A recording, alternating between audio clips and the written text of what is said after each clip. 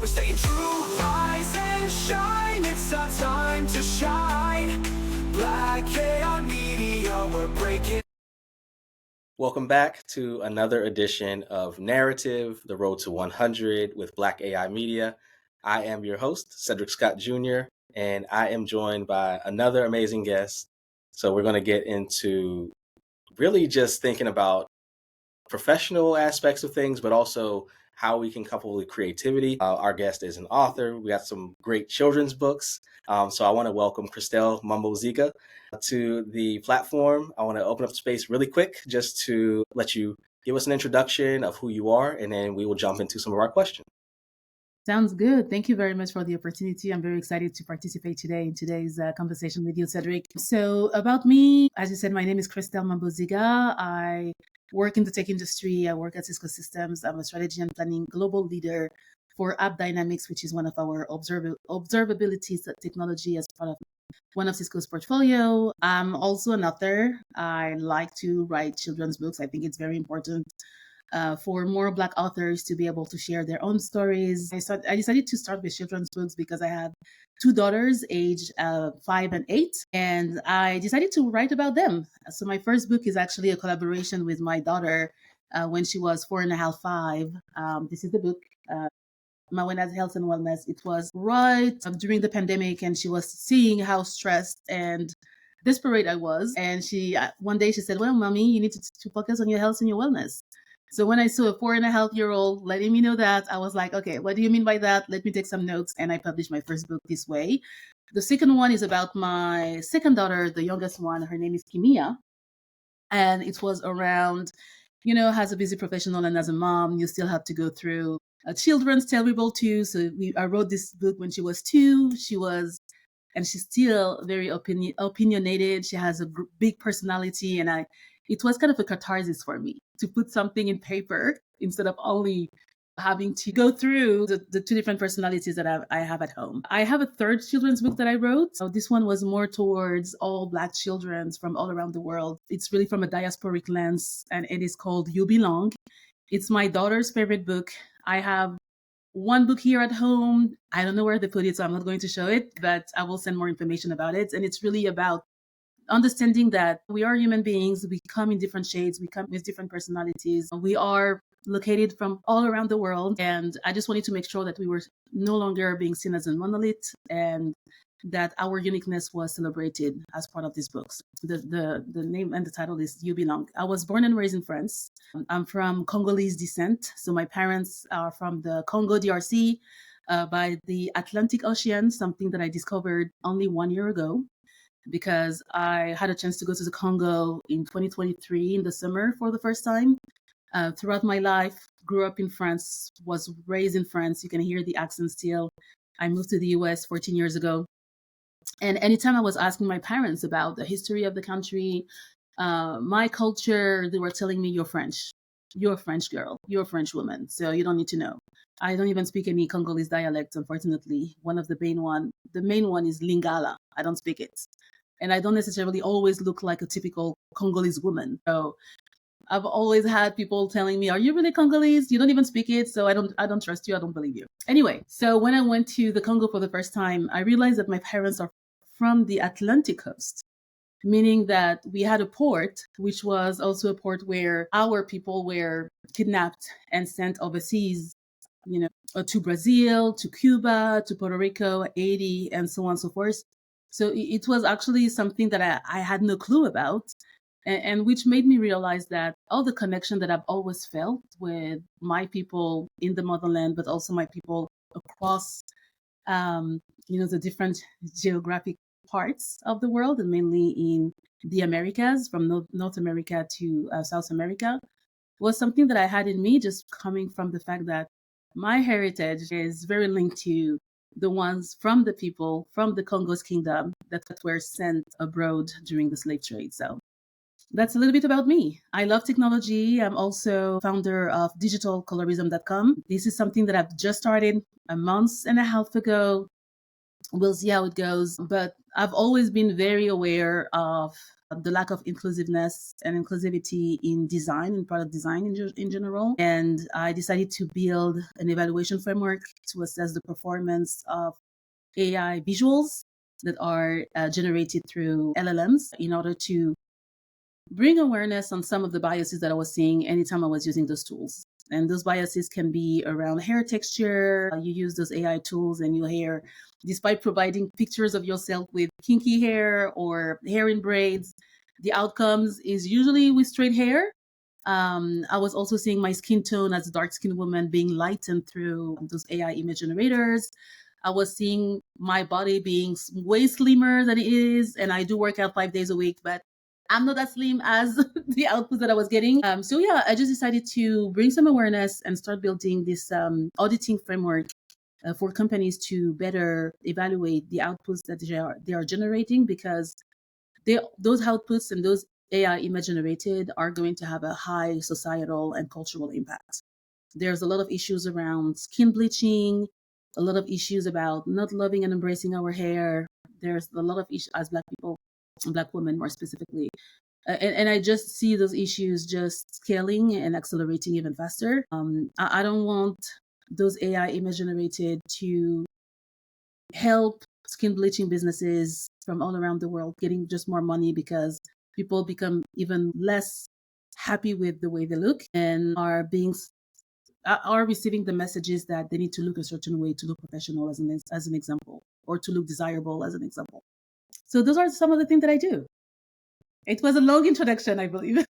No. That's perfect. And I think that you hit on a lot of things, I think, that are really important in terms of where we are right now, not just in technology, but in society. Even thinking about myself, as you were talking about your children's books, thinking about my son. I have a 4-year-old son, and I'm like, oh yeah, of course, naturally he needs to engage with material like that, so that there is, of course, an understanding that the rest of the world exists. There are other people out there, but you are you, right? There's value in you, and you should be able to see that. So I think that that's really just powerful, to do that from the lens of your daughters, and then also creating that third component, thinking about children around the world. So great in terms of connection, and then even just considering what you just shared related to digitalcolorism.com and the issues, right? How we see the transference of skin bleaching and those types of issues kind of being now a component of the digital space, and people may not necessarily have those connections, and realizing that there is something happening, there is a bridge between the 3D physical world into the digital, where these things are more aligned than people might realize. I want to really kind of level set with our driving question that I'm asking all the guests here on the road to 100, which is, what does narrative mean to you? Wow, I love the question. Obviously, as a self-published author of children's books, and also considering writing my memoir in the future when I have time. Narrative is something that is very important to me because it makes who we are. It has to be controlled. It has to be made by the people who are who are going through lived experiences, meaning that way too often, especially in the past, books were usually worked by the hunter and not necessarily by the huntee, or by the conqueror and not necessarily by the conqueree. We have the ability nowadays with all the new technologies, but also the opportunity for us to share our own voices and to make sure that our lived experiences are being known. So narratives is something that needs to be protected, and I'm very protective of my own narratives. They need to be controlled, and they need to allow diverse voices to express themselves. I actually talk a lot about narratives on the back of my children's books, and I say not only that I want to build a legacy by telling my stories, but it's also important for me to show that we are all coming from a rich and multicultural heritage. And it's important for all of us to consider writing our own stories because they are part of the fabric of who we are. So this is how I would describe narrative and why it is important for me. And it is also very important for me in the work that I'm doing as part of digital colorism, because the way I've been experiencing seeing myself lighten only mainly portrayed with straightened hair, looking way skinnier than I am, even though sometimes I would love to. But anyway, it's not something. I just need to have more self-acceptance of what I look like, but also looking way longer. I'm more than 40 years old. So seeing those images depicting an image of me who is the me when I was in my 20s, which is no longer the me that I am today, it is a way for me to see a lot of dehumanization, but also a lot of identity erasure. And my goal as a Black woman, dark skinned, working in the technology, is to make sure that there will be Black people in the future.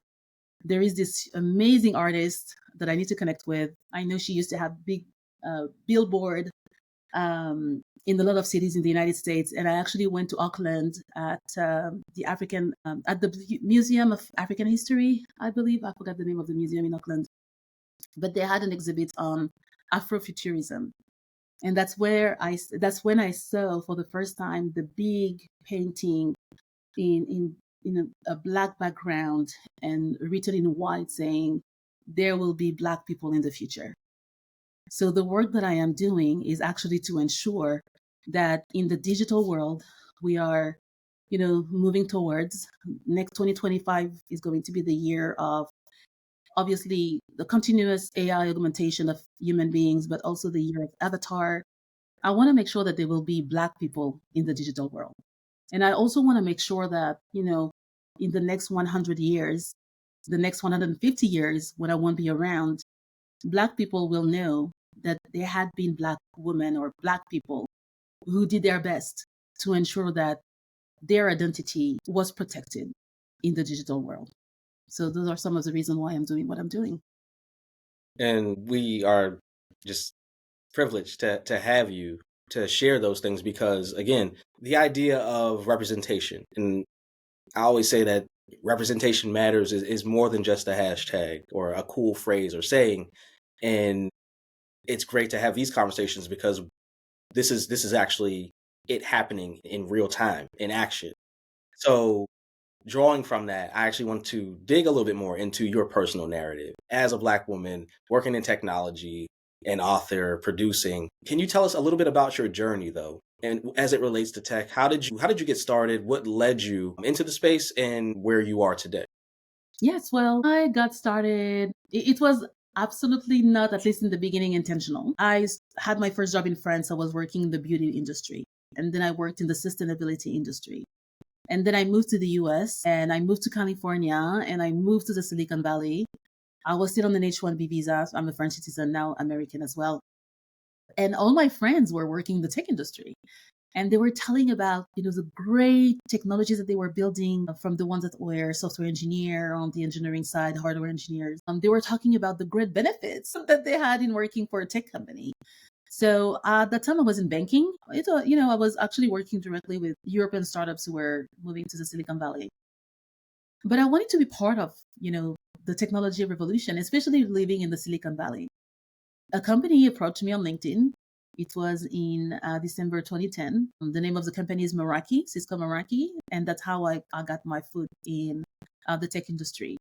I'm coming from a business background. I studied international economics at La Sorbonne, University of Paris. So I spent 7 years working in business development, in global business development around the globe, starting in Europe and then working with the Asian market and the Americas market, United States, Canada, and Puerto Rico. Speak all the three languages, French, English, and Spanish. And Meraki contacted me because they were looking for someone who was fluent in French, and who could help develop the Canadian market. So that's really how I fell into the technology industry. I got trained by Meraki. I became a product specialist for the technology because I had to demo the cloud networking technology that constitutes Meraki. So that's how I felt into the technology world. I continued to grow and to take on different roles as part of the Cisco organization, from sales business development for the Canadian market. I actually left Cisco, went to work at Gartner in a technology consulting company. And then I realized that working in technology consulting was great, but I needed to be in the heart of the action. So I'm really feeling like I was missing out on something, especially with all the innovation that is happening in the tech industry. So went back to Cisco, worked in mergers and acquisition and integration for 3 years. And then I moved to customer experience. And this is where I am right now. So I work as part of the customer experience organization. So still very much business related within a technology company and at the global level. Awesome. And I'm curious, you mentioned how you have made some movement, right, in transition. And I'm interested just to know, even related to the independent projects that you're doing, right? Your book, Mm-hmm. digitalcolorism.com. Was there a defining moment in your career where you particularly realized the potential impact that you could have doing that work in the tech and AI space, where maybe you got to a point where something hit you and you said, you know what, I need to do something about this. Was there, can you pinpoint any point in time, or was there a period that you can talk to us about? Yes, absolutely. So first of all, mentorship. So I've been a mentor for a lot of professionals and mainly Black professionals in the tech industry because I know that we cannot win alone and we have to rise and climb and bring people along with you in the journey. So mentorship was a way for me to realize how powerful my voice could be and how powerful sharing my journey and professional journey could be for other professionals, Black women professionals in the tech industry starting and so on and so forth. So that was one way to discover the impact that I could have and how I could foster more psychologically safe environment for people looking like me in the technology world. The second one around the work that I'm doing today, after starting learning about AI in 2021, I went back to school. I went to Stanford. I did this leadership certification for 1 year. I like to call it an accelerated MBA, even though they don't want us to call it this way, but we have the same professors, we have the same classes. We do it in 1 year and we are still professionals. So very intense. So I went there at Stanford between 2021 and 2022. And during my assignments, I was asked to drive innovation within my company. So I was aware of some of the problems that I was seeing in some of the workflow that we had in customer experience. And that's when I fell and I discovered artificial intelligence. And, I started learning about the technology, developed some innovations at Cisco around it. And the more I was learning about AI, the more I was learning about the other side of the coin. So yes, AI, even in 2021, before Gen AI and ChatGPT and so on, machine learning, artificial intelligence were very powerful. And they were actually giving us the ability to not only fetch customers' data, from a customer experience perspective, but also draws insights from those customers and really have a better understanding of what our customers were doing when they were interacting with our technologies and our organizations and our products. When I was learning about AI, I was also realizing that some things were not working necessarily for me. I don't want to speak badly about the technology the companies hiring me, but basically during the pandemic, the shutdown and everything had a huge impact on Black women. So I used to go to my hairdresser, get my hair done, get some braids. I just gave birth to my second daughter, could only wear braids, couldn't take care of my own hair. And I quickly realized that anytime I was solely working, obviously, during the shutdown on an AI tool from my company, it was not working for me. My hair was erased through the virtual background of the technology that I was using that I won't name. So in the beginning, I had no clue what it was. So I just stopped sharing my videos, stopped doing those things because I didn't have any access to a hairdresser. So I had to wear my hair in an afro every day. And I had to build my own professional background because I couldn't use the background that was provided by the technology that I was using. And then I started, digging deeper into whether it was only me, whether it was something that was well known across the board. I discovered Dr. Joy Bolamini, who is one of my greatest inspiration. I've watched her documentary on Netflix, Coded Bias. And that's when I connected the dots and I said, I think there is a glitch in the algorithm or in the training data because those virtual backgrounds are not showing people with kinky curly hair. And this is not, we are not the only population in the world wearing that, kinky curly hair. Our hair is not falling down. is growing, is growing up. So there might be something that is not working. And so what happened is that I started recording myself. I contacted the CTO of the technology in more particularly. This person had no clue. It was like, oh my God, we're so sorry. We had no clue. We used third parties' data. We trained the algorithm, and we are very focused on inclusivity. And I started working with their data scientists to solve the problem. Again, it was in 2021. After that, I took the opportunity to join our responsible AI committee and to really be one of the advocates around inclusiveness and intersectionality, which is who I am. I'm an intersectional person, French speaking, Black people, a Black woman, French first name, African last name, French accent when I speak English. And I was seeing a lot of issues, even from transcription of my words through recording capabilities that were AI generated. So I started working with data scientists. I started helping crafting some of the principles that we wanted to be abide from at Cisco from a responsible AI standpoint. And that's where I realized that, yes, I could use my lived experiences, I could use my knowledge, my African consciousness, my education. I'm a big fan of history in general in order to drive change. So those were the two catalyst moments. The first one was I can help individuals on an individual basis through mentorship and build psychologically safe environment for them. But I also can raise my hand when I see that something is not working for me and for us, and help with data scientists and foster more inclusive environments and help people focus more on building inclusive products as well in product design. Those were the two ways I really started, realizing that I could contribute in fostering a better world for everyone. And what you shared is really rich. Thinking about just the context of your hair basically being cropped out of video, and thinking about, well, how is this impacting not just me, but other people? And then also having the awareness to dig into, well, let me do some research to see how this is impacting others. And then going from that point, stepping in and being courageous to say, look, this is a problem. This is what's going on.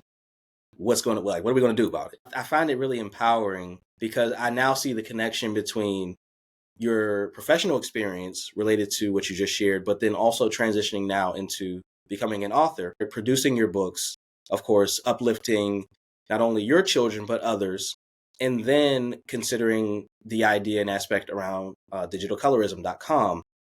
Can you share some insights related to those projects?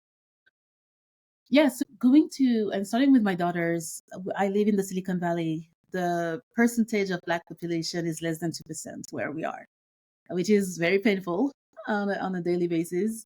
So my daughters are living in an environment where they are the only one.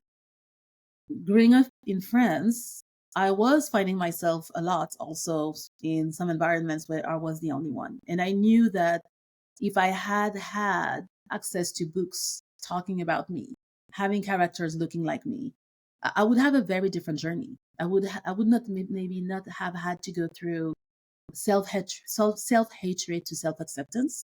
And hatred might be strong, but I was not always proud of who I was. I was not always proud of my skin tone or my African origin or my hair texture.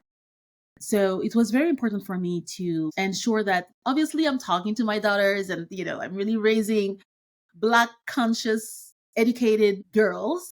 But it was very important for me and for them to see themselves being represented the way I wanted them to be represented. And I had a lot of challenges because in the beginning, coming from the Congo DRC, I wanted to use a Congolese illustrator. I wanted to contribute to the global economy. I wanted to be able to, hire someone there and, have this person or those people, multiple, I talked to one in particular, being able to generate extra revenue from the books that I was doing, at least in the development phase. And anytime I was sending pictures of my daughters, one is my skin tone, the other one is a little bit lighter, a little bit. The images that I was receiving to portray my daughters were images of mixed Black girls or mixed girls. So they were very, very, very light with very, very European features. And I was like, my daughters are Black, my husband is Black, I'm Black. Is send more pictures of deeply melanated girls because that's what my daughters look like. And I was keeping on receiving those pictures of, lighter, lighter, lighter. And I was like, that's not what I want. Because again, I have nothing against, the whole shades of brown that we all constitute as a collective. But it was very important for me in that instance to represent my daughters the way they were looking or as close as possible. So I had to find an illustrator in Sri Lanka, whereas they do have, the different shade of browns. And I had this conversation with that designer, at least in the very beginning, where he did the exact same thing. Send the pictures of my daughters, and I said, I want to build those characters, and they have to kind of look like them, not necessarily 100%. I want to protect their privacy and identity as well. And the first images were very light until I really had this conversation and I said, I'm dark skinned. My older is as dark as I am, or maybe, and my older, and anyway, I want in the images the representation of dark skinned girls because it's not necessarily something that I see that much or that often in media in general. So that was one of the things, if it answers the first side of your question. The other one, when I'm looking at the work that I'm doing on digital colorism, again, is because issues that I uncovered while using the technology that I had to use internally at my company are just perpetuating. Those are issues that have been talked about, not this, even before 2021. This is not new. We know that we have a lot of issues in product design inclusiveness. We know that I actually had a friend of mine who reminded me something that I told her 10 years ago. And she was like, Christelle, I'm very in favor, and she's a white woman. I'm very supportive of your work. I love what you do with digital colorism because I remember 10 years ago, you're the first person who told me that the soap dispenser were not working for darker skin tone in the beginning because they were created to only work with light skin tone. And so that's something that I had experienced in the past and that I had told her. And when I told her about digital colorism, she was like, oh my God, you've been at it for such a long time. I'm so glad that you are now doing something out of it. So yes, I think that unfortunately, despite having those conversations, despite all the D&I efforts that are now being disinvested from, I believe that there is something that needs to happen. And instead of just driving awareness, I think we really need to find ways to help those companies really not only becoming cognizant of the lack of inclusivity that they have or they do when they design products, and more specifically now in AI imagery, but they have to solve for it. They have to be aware and solve for it. And that's really what my work is about. They need to do better. But before doing better, they have to know better. So my work is about informing them that some things are not working for everyone, and also find the solutions for these problems to be completely eradicated, if possible. Yeah, and I love that you really focus on the practicality, the application aspect of going into solution, because one of the things I like to say is, problems are great talking points, but solutions are great action points. Yes. And really moving to, yes, it's great to now have acknowledgement and awareness that, yes, there is a problem. Mm-hmm. But then what's the next step? And then Mm-hmm. recognizing and realizing what the next step is also just one part of it. Actually taking the step, right? And then maintaining and sustaining the effort and the work consistently behind it is a whole nother thing, which, once you cross that threshold, you realize you haven't even started doing the work yet. Right? Like it's Yes. identifying. So I appreciate you being at the helm of that and saying, all right, well, let's identify what this is and then let's do something about it. And then let's continue to do something about it. And on top of that, you've also, again, taken accountability in doing some of these things independently, right? With that you've created and making sure that the imagery is exactly the way that it should be. And then also thinking about digital colorism. And I don't know that I was actually even aware of the issues concerning the dispensers that you mentioned. I'm gonna have to look that up and share it whenever we put this out, because again, like their practical application, a real situation, right, where we can stop and say, hey, wait a minute, there's something to this, and we need to address it. So I appreciate you, number one, sharing the story, but mostly for stepping in and saying that something needs to be done about this. So we've heard, some of the insights related to the work that you've done, of course, with Cisco, then also with your individual projects, some of the challenges that you face. I'm interested to know what has been the most exciting outcome that you've seen from your work. If you can pick just one. If not, I understand there could be multiple with all of the things that you've done. I think in terms of what I'm working on right now, and it's again been only 1 month and a half, so the sky's the limit. I recently joined a Stanford incubator and accelerator just to get some additional guidance and mentorship and potentially some funding from VCs as well. But it took one article that I published a month ago or a little bit more, where I really started sharing pictures of me and original me versus the AI image generated version of me. And I received so much support, like more than 60,000 impressions, more than I will need to go back to the metrics, but more than 200 comments on top of reposts. That's really when I realized that it was something that a lot of people had been experiencing. But again, it needed the courage that you talked about. It needed one courageous, and I try to be as courageous as I can. I'm not always courageous, but one courageous individual to really bring awareness on an issue that keeps on perpetuating. So just receiving the acknowledgement and the support of people who experience the same or did not, and because they look differently from the way we look, was actually one of the greatest accomplishments. Obviously, as I'm rethinking about how the whole digital colorism framework is going to evolve, I'm already having conversations where there are additional biases that, because of the way I look, I was not even able to identify, that are going to be added to my framework. So this is an evolutive work.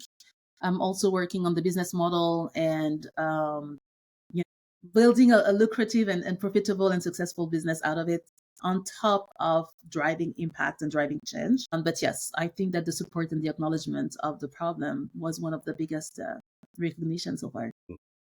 You shared some of your background and your personal journey, and how some of those things have begun to frame and shape out the things that you're producing. And we talked about courage, but are there certain values that you have really embedded into the work that you're doing consistently that you see as like maybe pillars or just monumental aspects of your life's framework? Or what are those values, if you can share them with us?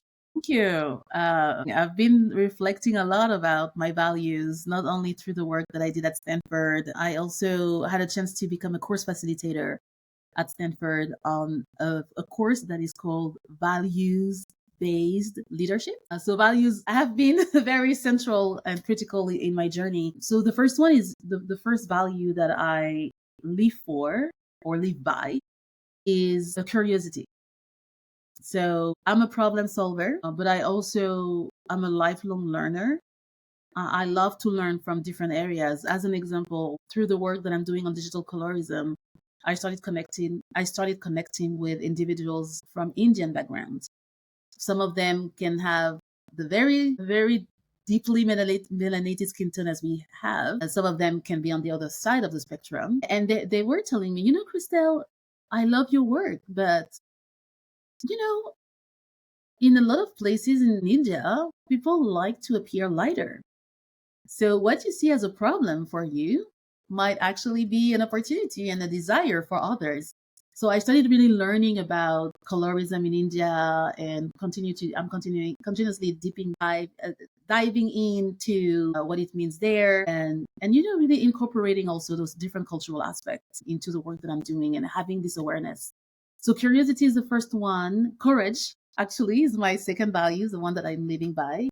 I think that we need, again, more voices, more people looking like us to really focusing on driving change. And, you can fear retaliation and repercussion in your career, in your work, but, I'm always thinking about the greater goods. I'm always thinking about the next generations. I'm always thinking about, again, the fact that I want to make sure that there will be Black people in the future. And this is what drives me. The other one is humility. I think that you cannot come from a place of arrogance if you really want to relate to people and be able to solve genuine problems that people might be living. And the last one is empathy. I do care about people, and I do know that it's very important for me to do things that are bigger than myself because I care. And I don't only care about my family, I care about all my Afro descendants from all around the world and humanity in general. But obviously, I do have, a lot of affinity for Black culture around the world as well. God is my guide, so I'm a Christian Catholic. So obviously, putting everything in His hand and being guided by God is also very important for me, and it gives me the strength to continue and to persevere, and even to trust that I am on the right path, and that yes, I will influence and drive change in the future. And I guess thinking about the impact in driving change in the future, is there one thing that you wish more people understood about the work that you're doing right now? I wish people understood that preserving people identities is not only going to be more critical, as we are already talking about digital identities. We are talking about avatars. We are talking about AI generated videos. We are talking about deepfakes. We are talking also about ID verifications. Dr. Joy Bulamini talked also a lot about some of the way AI can lead to unintended and harmful consequences when it comes to profiling through, profiling by police or in financial lending, in real estate attribution. So I think the aspect of identity preservation is going so much beyond the frontiers of looking good on the picture. The ramifications are so vast and wide that this is a necessary work. This is something that needs to happen. And I'm already, the more I'm talking to other potential customers, B2C, business to consumer, or B2B customers, business to business, I'm already uncovering other discriminatory factors that, again, I had not thought about, because as intersectional as I can be, there are still some aspects that I don't necessarily relate to or that I don't experience that are going to enrich my work in the near future. But yes, it's not only about entertainment. I think someone told me, at the moment people see imagery as entertainment. It goes way beyond entertainment. It's really around the preservation of who you are as a human being in this digital world. Yeah, I completely agree. And it made me reflect actually and think about this year, the winner for a STEM scholarship fund that I created in memory of my mom. There's a young woman who was actually writing about something similar in her essay for the scholarship, which was related to her purpose and reasoning behind planning to pursue computer science in terms of her degree. And that was primarily because she wanted to combat bias in AI, mostly thinking about facial recognition software, how it enlightened me to do a lot of research, just even thinking about that. This, as a high school senior, her being able to speak directly to the issues and disparities that we see in even just the treatment, and whenever we're talking about the judicial system and wrongful arrests and things like that, because of issues concerning some of the software and how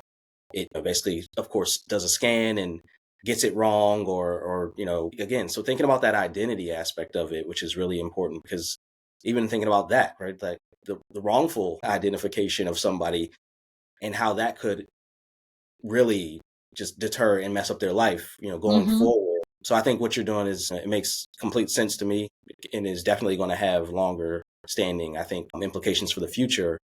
Beyond, as you mentioned, just the kind of entertainment aspect of things. So yeah, definitely, I see the lens and perspective there. And I want to throw out kind of a fun question Mm-hmm. related to your work, because I know you you definitely are a dreamer, a visionary, and someone who's not only just looking at a picture and admiring it, but really putting the paint, on the canvas. So with that in mind, if you had unlimited resources, how would you expand your current work and your initiatives? Wow, that's a good question. I'm still thinking about the different use cases of how my model could be applied. So first of all, the first thing that I would do was to find a way to automate my model because at the moment it's very humanly and manually driven. So I'm already looking at ways to automate and create, some kind of dashboard. Obviously, I cannot leverage AI to uncover and identify biases and it's interesting because I intensively leverage LLMs and chatbots as I'm working on what I'm working on. And I asked, well, could I use an AI agent in order to start identifying biases? And the I think it was ChatGPT. ChatGPT responded, "Well, we are already biased, so actually, it would be better for human beings to identify those biases because we are by default." So that was very interesting. I think the more I'm looking at the work that I'm doing, I'm looking at potential expansion towards video, avatars, obviously, the gaming industry, and deepfakes. So those are ways I think I would expand with unlimited business and unlimited budget and access to the the top data scientists and machine learning specialists and so on and so forth. I think I would definitely expand in those areas. ID verification would be also one of them. I know that looking at how, again, all our information and data are being digitalized. I recently tried to do some kind of facial verification to get access to an application and it didn't work. So I think that facial recognition issues and challenges are very close to the work that I'm doing. And those could be the additional use cases that I would, and that I might, and I will in the future focus on, but that I would do right now if I had unlimited resources. And rounding out to my last question here, we've talked a little bit about it. Actually, I think it was pretty early in the conversation. You mentioned the word legacy Mm-hmm.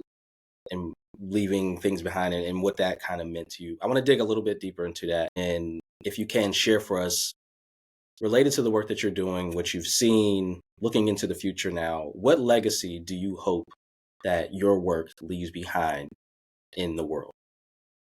Yes, well, I think I shared a little bit more a few minutes ago. It's really about ensuring that in the digital world there will be Black people. There will be Black people in the digital world. There will be Black people in the future. We are not going to look like an idealistic, westernized view of what we are supposed to look like. We are going to be fairly accurately and authentically represented in the digital world as a Black community. That's my legacy. That's what I'm working. That's what I'm doing. What I'm doing, because it's very important for me to make sure that our identities are not going to be erased, and we are already facing a very easy and accelerated erasure of our identity if we are portrayed in a very different lens and light than we really are. Amazing. Yeah, I think what you highlight related to legacy, I think there's I've heard you use an overlap, legacy and narrative, Yes, in correlation together. So I definitely see that and look forward to how you will continue to drive forward. And of course, I'm here to support as well. And with that, I do want to leave space for you here to also let anybody that's tuning into this interview, let them know how they can connect with you, check out your work, get in contact, even become customers, buy your books. absolutely. So I'm mainly on LinkedIn from a social media standpoint. I am a mom with two little girls, full-time worker as well. So the only time or the only social media I really spend time to focus on is LinkedIn. So you can definitely find me on LinkedIn, Christelle Mombo-Zigah. You have my name here. It should be very easy. So ping me, connect with me. Would be happy to set up. I do set up one-on-ones meetings with people to get to know them, to get to know their experiences. So that's something that I'm very passionate about as well.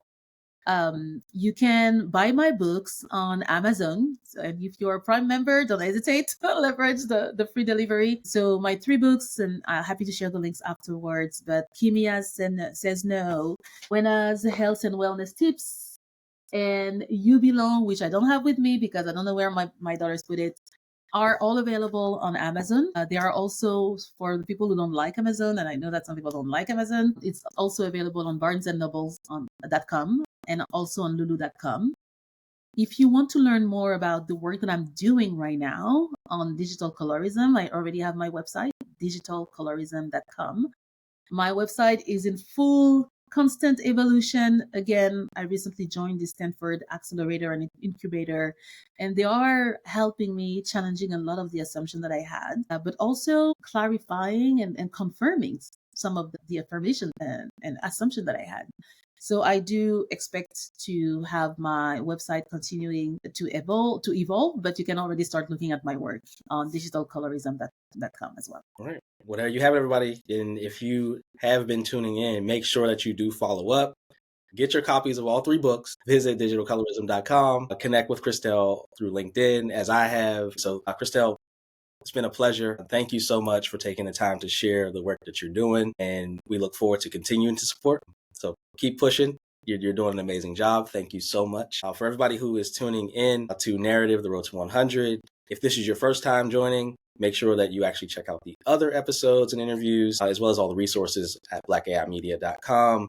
Get access to any of the information that's been shared, the blog, the merchandise, whatever it is. Just check it out. But also make sure that you check out all of the amazing people who have shared their stories on this road to 100 with us. And with that in mind, I want to say have a wonderful day to everyone out there, continuing to push forward, do the great work, and let people know about it. Share what you got going on, as we always do and appreciate here at Black AI Media. Peace and love. Thank you. And thank you so much, Cedric.